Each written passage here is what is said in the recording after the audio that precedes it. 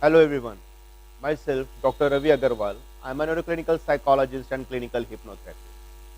मैंने अपनी पहली वीडियो के अंदर आपको इंग्लिश के अंदर ये बताया था कि प्रोनाउंस और हेल्पिंग वर्ब का इंग्लिश के अंदर क्या इंपॉर्टेंस है और ग्रामर में जैसे मैंने आपको पहले भी बताया था कि ग्रामर जो है इंग्लिश स्पीकिंग के लिए बहुत ज़्यादा ज़रूरी है।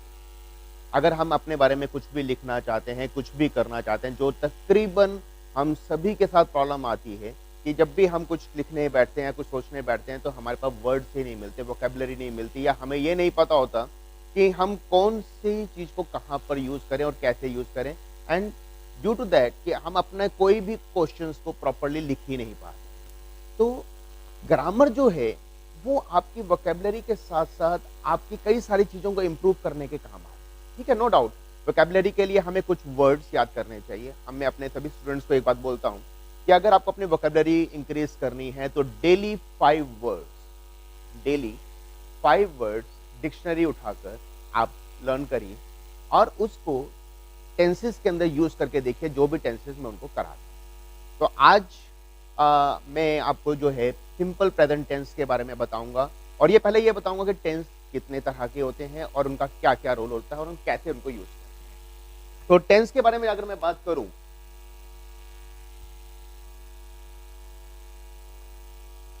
टेंस हम 3 हिस्सों में डिवाइड करते हैं। सबसे पहला present, then past and then future.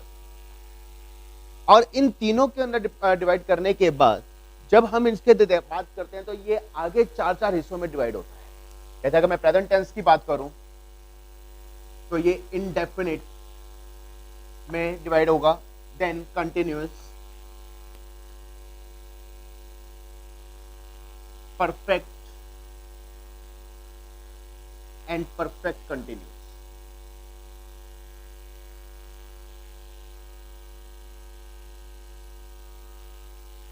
Similarly past की बात करूं तो past indefinite, past continuous, past perfect continuous. Future की बात करूं तो future indefinite, future continuous, future perfect and future perfect continuous. तो लाइक दैट हमारे पास टोटल 12 टेंसेस आ।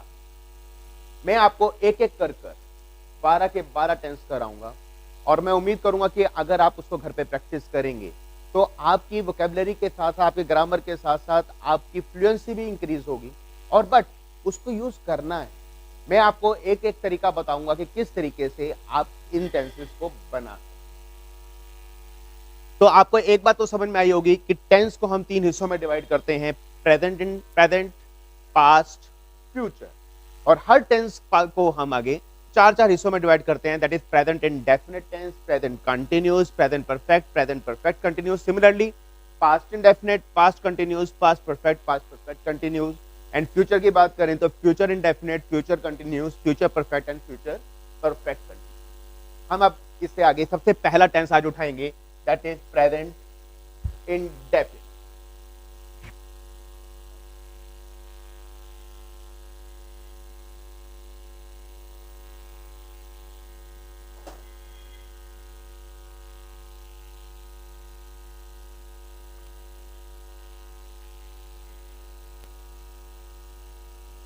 इसको हम सिंपल प्रेजेंट भी बोलते हैं।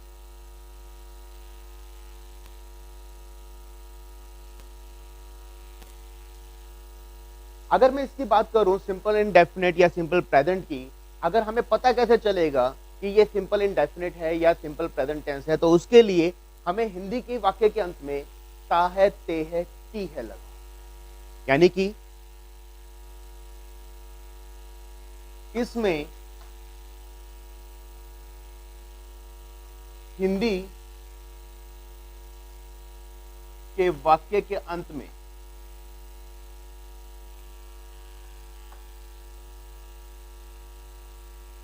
ता है,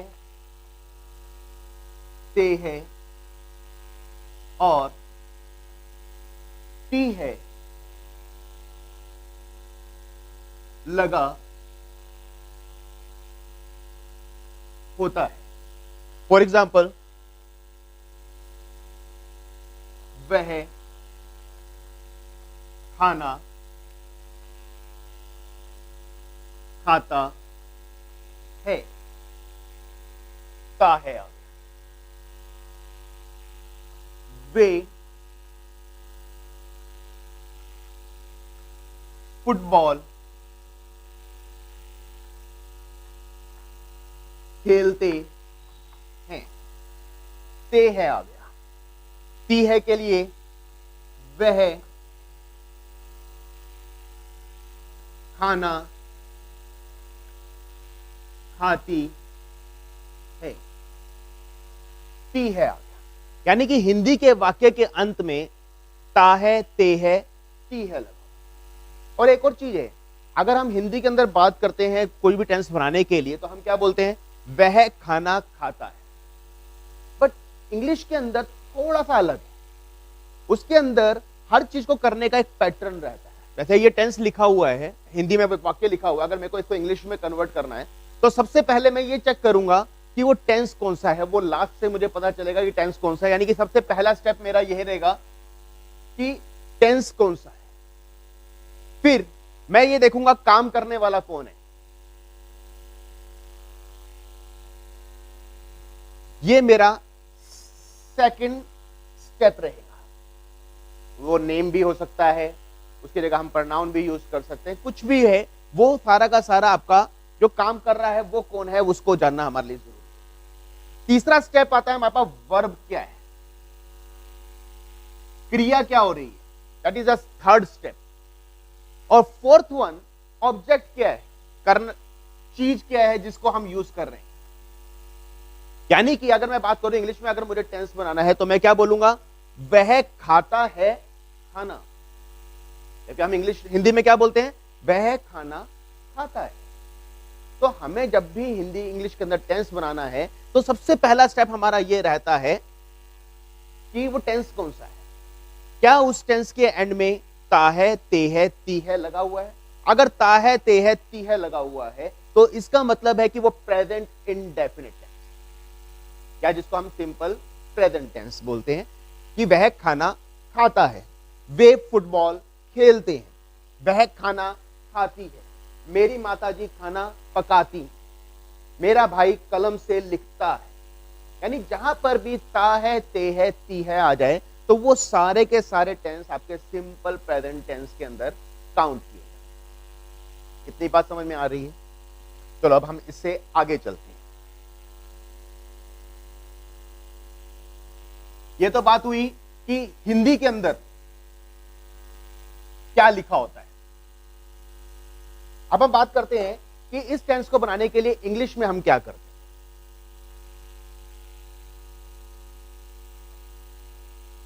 अगर हम इंग्लिश के अंदर बात करें तो इसमें वर्ब की फर्स्ट फॉर्म का प्रयोग होता है।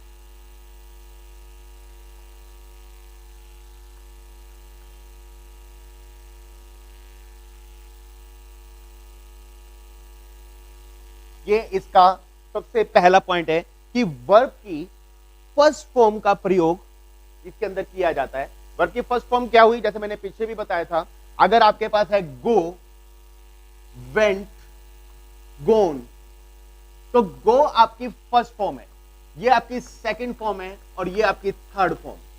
अगर मैं फॉर्म्स की बात करूं तो यहां पर अगर मेरे को करना है तो गो का यूज किया जाएगा। देन सेकंड इसमें पॉइंट ये रहता है कि third person singular number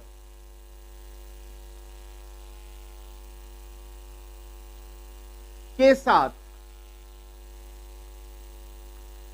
S या ईएस का प्रयोग होता है। जो मेरी ये सबसे पहली वीडियो अगर यही देख रहे हैं तो इससे पहली वीडियो का लिंक मैं इसके अंदर डाल दूंगा, उसके अंदर आप देख सकते हैं कि थर्ड पर्सन सिंगुलर नंबर होता क्या।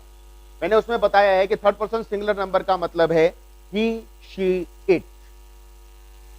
तो थर्ड पर्सन सिंगुलर नंबर यानी कि जो थर्ड पर्सन है, क्योंकि फर्स्ट पर्सन क्या है, I, my, me, we, our, us, second person you, your, you, third person he, his, him, she, her, her, it, its, it and they, their, them. और singular क्या है, he, she and it.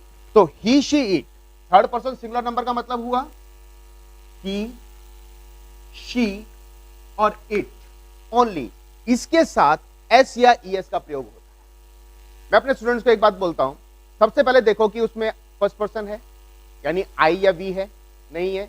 फिर देखो second person you है, नहीं है। अगर आई we you नहीं लिखा हुआ और दे नहीं है, बहुत सारे नहीं है, तो सारे थर्ड पर्सन है। पहली बात, अगर आई वी यू नहीं है तो सारे थर्ड पर्सन है। थर्ड पर्सन में आपने ये चेक करना है कि वो सिंगुलर है या प्लूरल है। अगर सिंगुलर है तो एस या ईएस लग जाएगा वर्ब के साथ, अदरवाइज नहीं लगेगा। या एस या ईएस कहां लगेगा? वर्ब के साथ लगेगा। जैसे हमने पहला टेंस जो मैंने एक हिंदी का टेंस बनाया था कि वह खाना खाता है, तो ताहे से मुझे यह पता चला कि ये प्रेजेंट इंडेफिनिट टेंस है। तो ताहे सबसे पहले देखूंगा वन, फिर सेकंड स्टेप मेरा क्या रहेगा? काम करने वाला कौन है? सेकंड स्टेप करता कौन है? ही कौन है? Third person singular number. तो या और उसके बाद क्रिया क्या हो रही है? खाना खाना, ये आपका हो गया थर्ड पॉइंट। और फोर्थ पॉइंट क्या हुआ? ऑब्जेक्ट खाना, ये ऑब्जेक्ट क्या है? तो आप इसको कैसे बनाएंगे? सबसे पहले आप लेंगे ही, ताहे से पता चला कि थर्ड पर्सन सिंगुलर नंबर है। अगर थर्ड पर्सन सिंगुलर नंबर है तो मैंने इसके अंदर ही के साथ आपका क्या लग जाएगा? एस या ईएस लग जाएगा। एस या किसके साथ लगेगा? वर्ब के साथ। खाने की इंग्लिश क्या होती है? ईट। तो he eats, E A T S, Yeats लग गया। ईट्स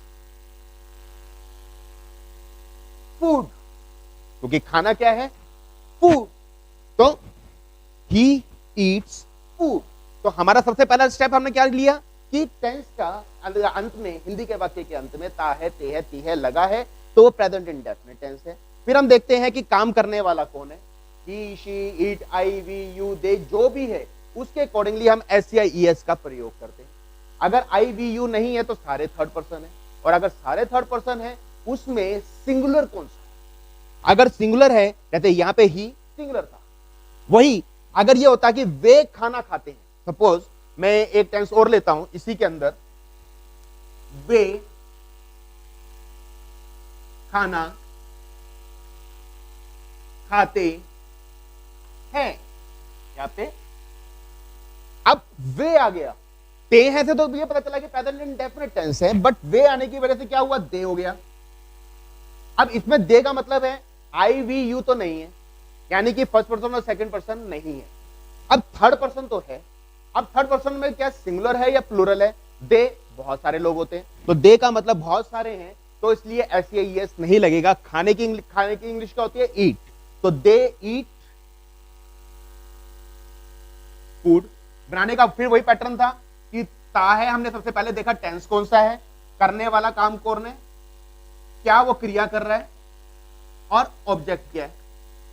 पैटर्न हमारा वही था कि पहले ते हैं, देख के टेंस कौन सा है, फिर काम करने वाला, फिर क्रिया क्या हो रही है, और फिर ऑब्जेक्ट क्या है। तो हमारा टेंस बनाने के अंदर जब भी हम बात करते हैं सिंपल प्रेजेंट टेंस, तो सिंपल प्रेजेंट टेंस के अंदर हमने सिर्फ सबसे पहले एक चीज को विजुलाइज करना होता है कि हिंदी का जो वाक्य है क्या उसके अंदर ता है, ते है, ती है लगा है। अगर लगा हुआ है तो वो प्रेजेंट इंडेफिनिट है। अब उसके अंदर हम एक और चीज चेक करते हैं, क्या वो सिंपल प्रेजेंट है या उसमें नेगेटिव है या इंटेरोगेटिव। इंटेरोगेटिव का मतलब उसमें क्वेश्चन पूछा गया है क्या से रिलेटेड, और लास्ट में क्वेश्चन मार्क लगा हुआ है। नेगेटिव का मतलब क्या है कि बीच में नकारात्मक पूछा गया है। जैसे मैं बोलता हूं वे खाना नहीं खाते, तो नहीं आए, यानी जिस वाक्य के बीच में नहीं का प्रयोग किया गया है तो वो नेगेटिव टेंस हो जाते हैं। जिस वाक्य के शुरू में क्या और एंड में क्वेश्चन मार्क लग जाए तो हम उसे बोलेंगे कि वो इंटेरोगेटिव है। कुछ टेंस ऐसे भी होते हैं जिसके अंदर आपके शुरू में क्या भी होता है, बीच में नहीं भी होता है, और लास्ट में क्वेश्चन मार्क भी होता है। उसको कैसे यूज करना है वो मैं भी आपको सब कुछ बताता हूं। बट पहले जब हम सिंपल प्रेजेंट के सिंपल टेंस की बात करते हैं जिसमें कोई नेगेटिव नहीं है, कोई इंटेरोगेटिव नहीं है, तो हम सबसे पहले ये देखते हैं कि टेंस कौन सा है, फिर काम करने वाला कौन है, कर्ता कौन है, क्रिया क्या हो रही है, और लास्ट में ऑब्जेक्ट क्या है। तो इंग्लिश के अंदर जब भी हम हिंदी को इंग्लिश में कन्वर्ट करते हैं तो बनाने का पैटर्न हमारा यही रहता है कि वह खाता है खाना। हम हिंदी में बोलते हैं वह खाना खाता है, बट जब हम इंग्लिश में टेंस बनाते हैं तो वो बन जाएगा वह खाता है खाना, क्योंकि हम सबसे पहले क्रिया को कर्ता को उठाते हैं, फिर क्रिया को उठाते हैं, और उसके अकॉर्डिंगली हम देखते हैं कि हमें कोई हेल्पिंग वर्ब लगाना है या नहीं लगाना, या उसके साथ कोई हमारे पास नियम दिए गए हैं कि ऐसे एस का प्रयोग किया जाएगा या नहीं किया जाएगा, उसको देखते हैं। देन फिर लास्ट में हम ऑब्जेक्ट को। उम्मीद करता हूं कि आपको इतना समझ में आया होगा। हम इससे अब आगे चलते हैं।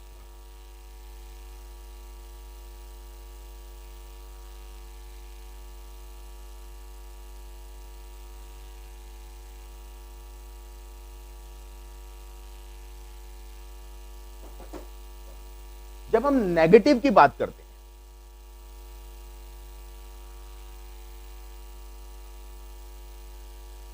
तो नेगेटिव के अंदर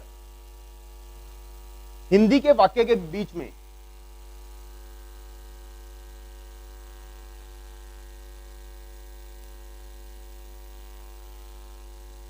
के मध्य में नहीं का प्रयोग किया जाता है।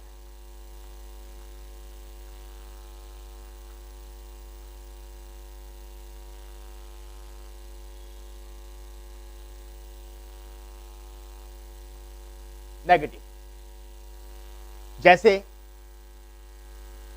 वह पतंग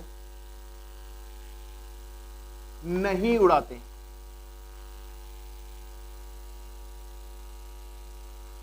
वह पतंग नहीं उड़ाता। अगर किसी पर्सन का मैंने नाम लिया तो मैं बोलूंगा श्याम पतंग नहीं उड़ाता। लड़की का किसी का बोलता हूं सुनीता पतंग नहीं उड़ाती।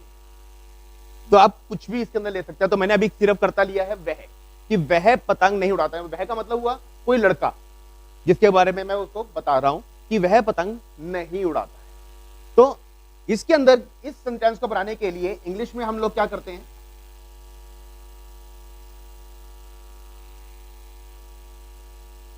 डू नॉट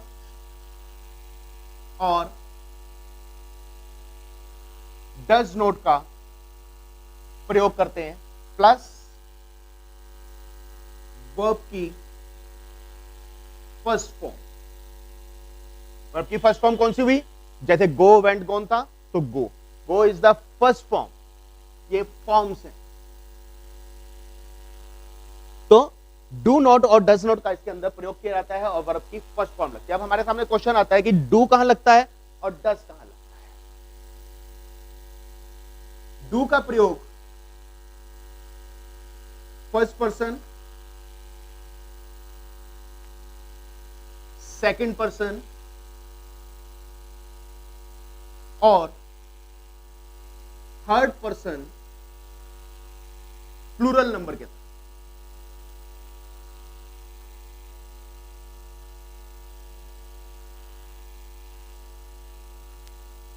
अब क्वेश्चन आएगा कि फर्स्ट पर्सन या सेकंड पर्सन कौन सा है। फिर वही बात बोलूंगा कि जो मैंने पहले वीडियो बनाई है उसमें प्रोनाउंस को मैंने बहुत डिटेल में पढ़ा है। आप उसको लिंक्स के थ्रू एक बार जरूर देखें, तो आपको ये फर्स्ट पर्सन सेकंड पर्सन जो मैं बता रहा हूं ये आपको समझ में आएगा। फिर भी मैं बता रहा हूं कि फर्स्ट पर्सन क्या चीज है, that is I, we, second person you और third person plural number they. यानी इसके साथ डू का प्रयोग होगा। जब हम बात करते हैं डज की, डज का प्रयोग कहां होगा? थर्ड पर्सन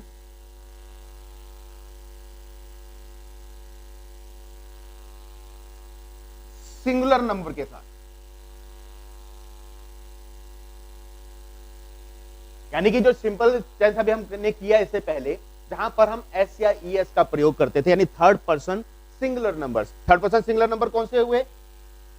ही, शी और इट।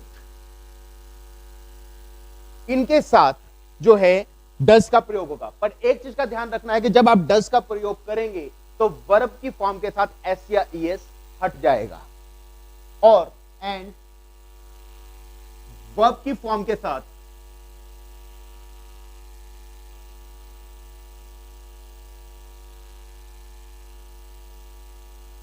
एस या ई एस नहीं लगेगा।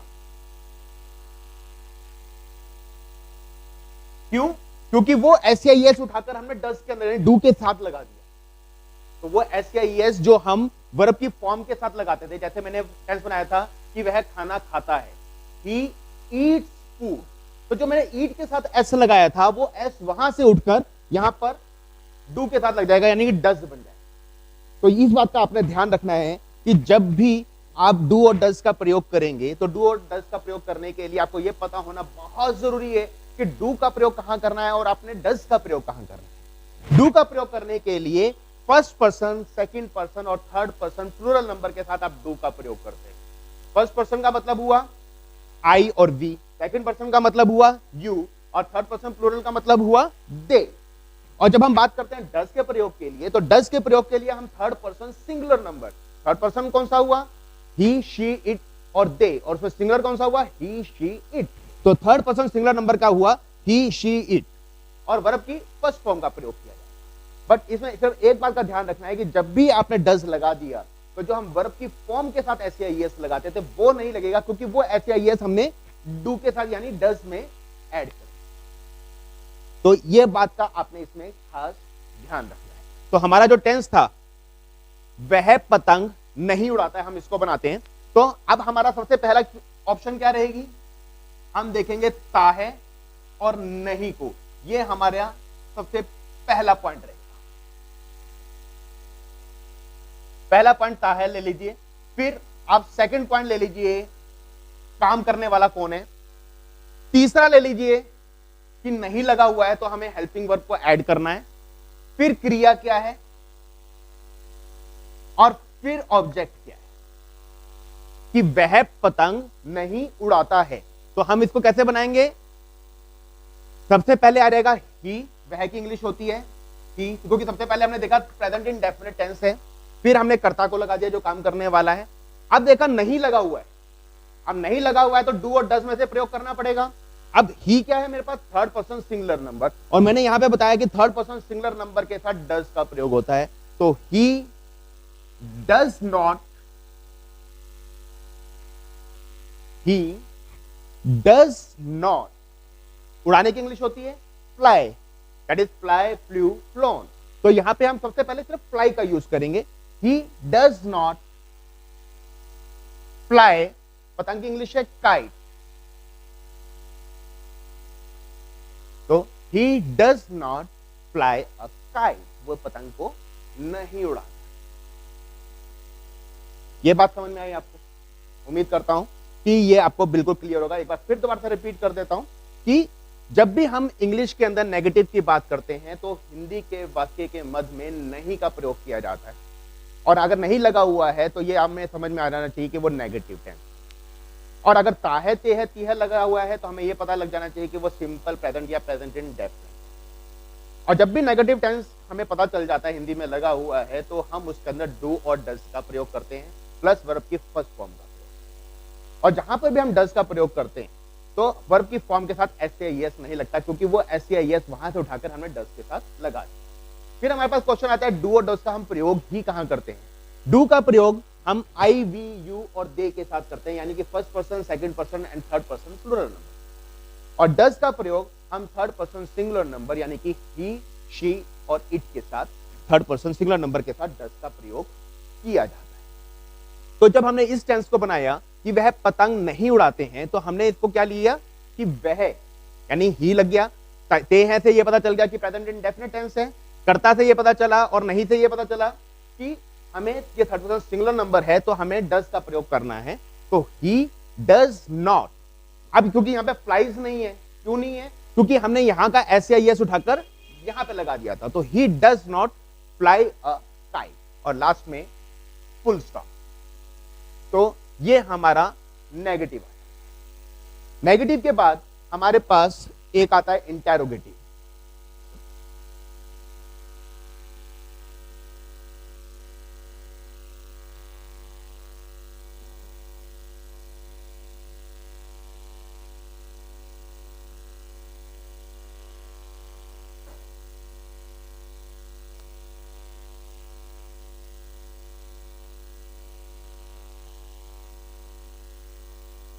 इंटेरोगेटिव के अंदर हम लोग क्या करते हैं, इसमें हिंदी के वाक्य के स्टार्टिंग में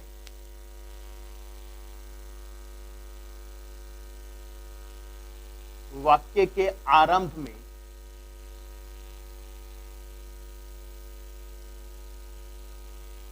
क्या और अंत में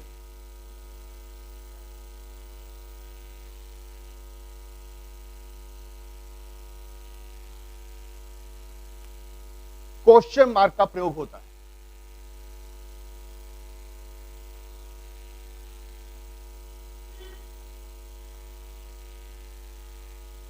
फॉर एग्जाम्पल,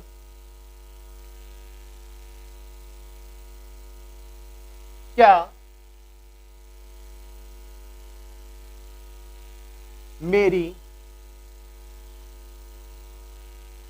माताजी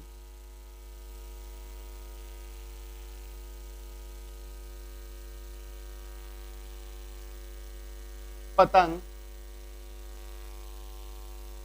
उड़ाती हैं?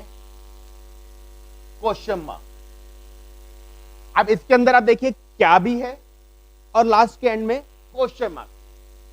तो डू और डज का प्रयोग तो मैं आपको बता ही चुका हूं कि डू का प्रयोग जो है, मैं यहां पे मेंशन भी कर देता हूं, डू का प्रयोग जो है वो आई, वी, यू और दे के साथ होता है, और डज का प्रयोग ही, शी और it.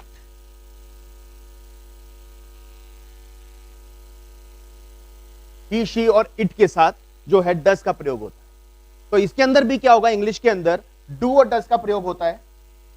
Do and does plus verb की फर्स्ट फॉर्म और लास्ट में क्वेश्चन मार्क।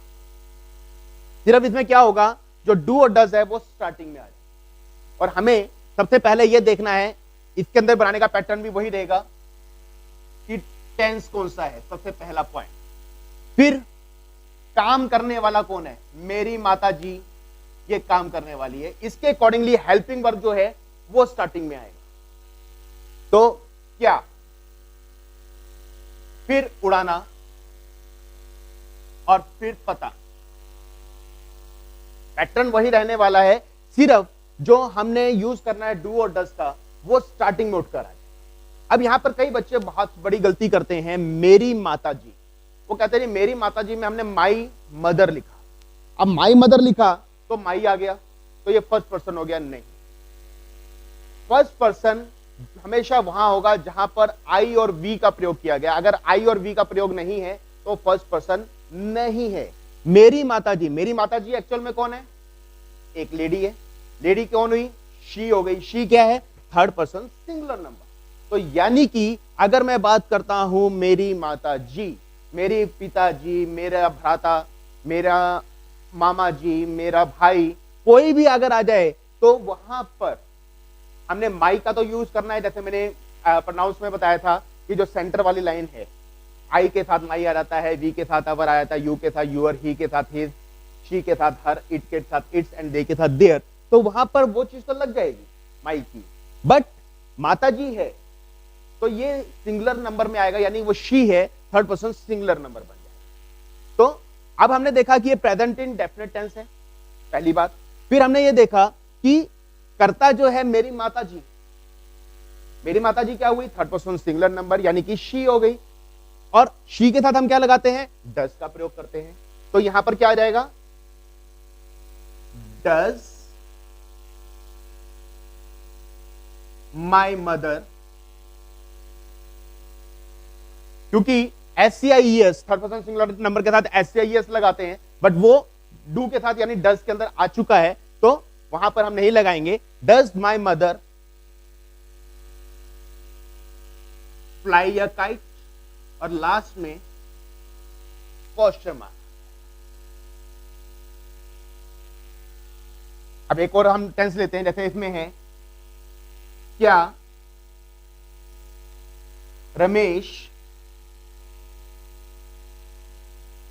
फुटबॉल खेलता है।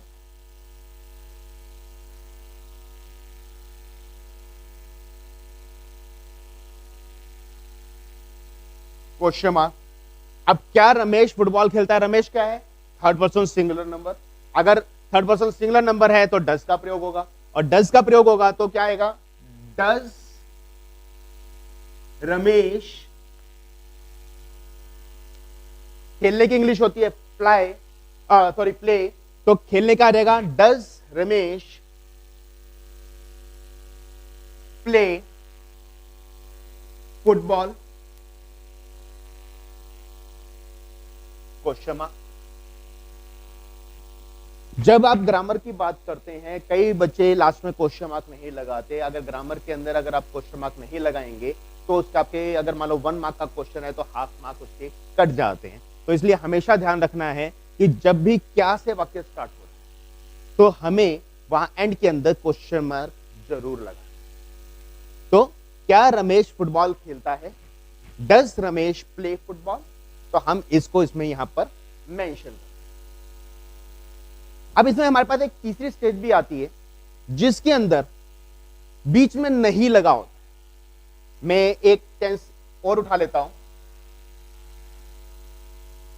क्या इसी को हम नेगेटिव बना लेते हैं? क्या रमेश फुटबॉल नहीं खेलता है?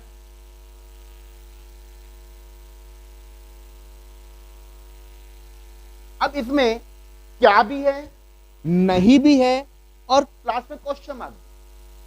तो टेंस उसी तरीके से रहेगा जैसे हम यहां पे बनाते हैं। अगर रमेश के साथ अगर मेरे पास क्या नहीं होता, रमेश फुटबॉल नहीं खेलता है, तो मैं क्या बनाता? रमेश डज नॉट, क्योंकि थर्ड पर्सन सिंगुलर नंबर है, प्ले फुटबॉल। अब डज को उठा के मैं स्टार्टिंग में ले जाऊंगा, नोट वहीं पड़ा रहेगा, यानी कि ये क्या बन जाएगा? डज रमेश नॉट, क्योंकि हम पहले क्या लगाते थे? Ramesh does not. अब यहां पे डज नॉट नहीं रहा, डज स्टार्टिंग में आ गया। Does Ramesh not play football? तो इन दिस वे आप प्रेजेंट इंडेफिनिट टेंस के सारे जितने 3 पार्ट्स हैं, that is simple, negative, interrogative, और फोर्थ वन भी आप कह सकते हैं जिसमें नेगेटिव और इंटेरोगेटिव दोनों यूज किए गए हैं, आप इजीली बना सकते हैं। सिर्फ आपने बात का ध्यान क्या रखना है कि क्या वाक्य के अंत में ता है, ते है, ती है लगा हुआ है। अगर वाक्य के अंत में ता है, ते है, ती है लगा हुआ है, दैट्स मीन वो प्रेजेंट इंडेफिनिट टेंस है, नंबर 1। नंबर 2, आपने देखना है काम करने वाला कौन है। अगर वो थर्ड पर्सन सिंगुलर नंबर है तो उसके साथ एस या ईएस का प्रयोग होगा। थर्ड पर्सन सिंगुलर नंबर कौन से हुए? ही, शी, इट। अब ही के अंदर राम, श्याम, नरेश, कुछ भी अगर आप नाम लेते हैं तो वो सारे के सारे कौन से हुए? Third person singular number. Even अगर my brother, my sister, my pen, तो उसके अंदर भी कंफ्यूज नहीं होना। कई बच्चे सिर्फ इसलिए कंफ्यूज हो जाते हैं कि उसके अंदर माई लगा हुआ है, नहीं, माई पेन का मतलब हुआ इट, इट क्या हुआ? Third person singular number. My brother का मतलब क्या हुआ? कि वो लड़का है, लड़के का मतलब हुआ ही क्या हुआ? Third person singular number. But अगर कहीं पर लगा हुआ है आई, आई यानी मैं, तो आई का मतलब हुआ फर्स्ट पर्सन, वी का मतलब हुआ फर्स्ट पर्सन, यानी मेरे साथ बहुत सारे लोग खड़े। यू यानी अगर मैं सामने वाले का बात कर रहा हूं और मैं स्पेशली बोल रहा हूं यू, तो दैट्स मीन वो भी आपका सेकंड पर्सन। और अगर मैं बहुत सारे लड़के खेल रहे हैं उनकी बात कर रहा हूं या खड़े हैं, तो दे का मैं उसमें यूज करूंगा, तो वो भी आपका जो है वो प्लूरल में आता है। तो यहां पर अगर ही, शी, इट हमने लगाना यूज करना है तो उसके साथ वर्ब की फर्स्ट फॉर्म के साथ हम एस या ई एस का प्रयोग कर देंगे जब भी हमें थर्ड पर्सन सिंगुलर नंबर नजर आता है। देन इसके अंदर अगर हम बात करते हैं नेगेटिव, सबसे पहले आता है नेगेटिव का मतलब है कि वाक्य के मध्य के अंदर नोट का प्रयोग किया, नहीं का प्रयोग किया गया होता है, तो वहां पे हम डू नॉट और डज नॉट का प्रयोग करते हैं। और डू नॉट और डज नॉट कर्ता के ऊपर डिपेंड करता है काम करने वाला कौन। अगर वो थर्ड पर्सन सिंगुलर नंबर है तो हम डज का प्रयोग करेंगे।